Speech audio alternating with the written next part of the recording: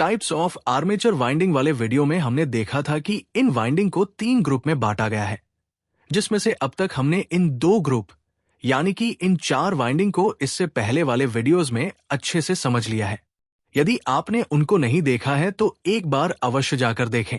चलिए इस वीडियो में types of armature winding topic के तीसरे ग्रुप के बारे में बात करेंगे, जिसमें कॉन्सेंट्रेटेड जिसे केंद्रित वाइंडिंग भी कहते हैं और डिस्ट्रीब्यूटेड वाइंडिंग जिसे वितरित वाइंडिंग भी कहते हैं। इनके बारे में विस्तार से जानेंगे कि ये वाइंडिंग क्या होती है और मशीन में ये कैसे स्थापित करी जाती है और क्यों करी जाती है, और साथ ही हम इनका कंपैरिजन भी करेंगे। तो कॉन्सेंट्रेटेड और डिस्ट्रीब्यूटेड दोनों ही वाइंडिंग को इंस्टॉल करने की विधि है। हम ये तो जानते ही है कि एक वाइंडिंग कई सारी कॉइल से मिलकर बनती है और इन्हीं वाइंडिंग को इन स्लॉटों में स्थापित किया जाता है। तो एक मशीन में वाइंडिंग करने के लिए वाइंडिंग को कम से कम 2 स्लॉटों में स्थापित किया जाता है, जैसा कि आप यहां देख रहे हैं। तो चलिए अब हम अपने टॉपिक को एक सरल डायग्राम की सहायता से समझते हैं। आपके सामने ये एक डायग्राम है जिसमें ये कुछ स्लॉट कटे हुए हैं और इन स्लॉटों में से किन्हीं 2 स्लॉटों में हम एक वाइंडिंग को स्थापित करेंगे।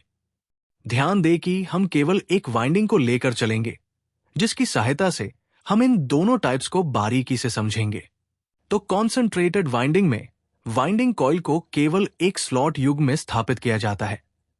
जैसे आप इस डायग्राम में देख सकते हैं कि कैसे इस वाइंडिंग को स्थापित किया गया है। इसमें आप देख सकते हैं कि कॉइल केवल एक ही स्लॉट के संपर्क में है, जबकि डिस्ट्रीब्यूटेड में वाइंडिंग को कई स्लॉट्स में डिवाइड कर दिया जाता है, मतलब एक ही वाइंडिंग को कई स्लॉट में स्थापित किया जाता है। तो चलिए हम थोड़ा और गहराई में जाते हैं। मान लीजिए कि हमारे पास एक वाइंडिंग है जिसमें टोटल 90 टर्न्स है, और चूंकि हमें पता है कि एक वाइंडिंग को कम से कम 2 स्लॉटों में स्थापित करते हैं, तो इस वाइंडिंग को सबसे पहले कॉन्सेंट्रेटेड टाइप वाले इन स्लॉटों में स्थापित करते हैं। तो आप देख सकते हैं कि ये वाइंडिंग कुछ इस तरह इन 2 स्लॉटों में स्थापित करी जाती है। अब आप इसमें देख सकते हैं कि प्रत्येक स्लॉट में 90 टर्न्स रहे हैं, यानी कि इस वाइंडिंग के टोटल टर्न्स एक स्लॉट में स्थापित है, जिससे हमें पता चलता है कि ये वाइंडिंग केवल एक स्लॉट पर केंद्रित है। इसीलिए इसे केंद्रित वाइंडिंग कहते हैं। ये काफी सरल सी विधि है। इस टाइप की मशीन से हमें कम दक्षता और अधिक हार्मोनिक्स और कम टॉर्क प्राप्त होता है। तो चलिए अब इसी वाइंडिंग ए को डिस्ट्रीब्यूटेड स्लॉटों में स्थापित करते हैं। डिस्ट्रीब्यूटेड में स्लॉट ए और ए डैश को कई स्लॉट में बांट दिया जाता है। तो वाइंडिंग ए के इन 90 टर्न्स को इन 3 युग्म स्लॉटों में इक्वल वितरित कर दिया जाता है, मतलब प्रत्येक स्लॉट में 30-30 टर्न्स आएंगे, जैसा कि आप डायग्राम में देख ही रहे हैं। हालांकि ये केवल एक ही वाइंडिंग है, बस फर्क इतना है कि इसे डिस्ट्रीब्यूट कर दिया गया है, या हम कह सकते हैं कि इसे मशीन में फैला दिया गया है।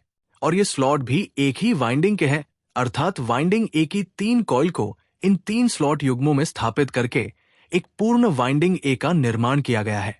तो अब ऐसा करने का कारण क्या है?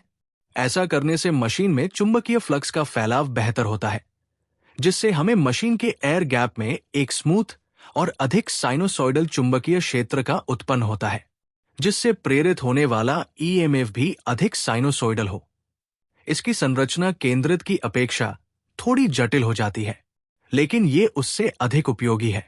इससे हमें अधिक दक्षता, कम हार्मोनिक्स और अधिक टॉर्क प्राप्त होता है।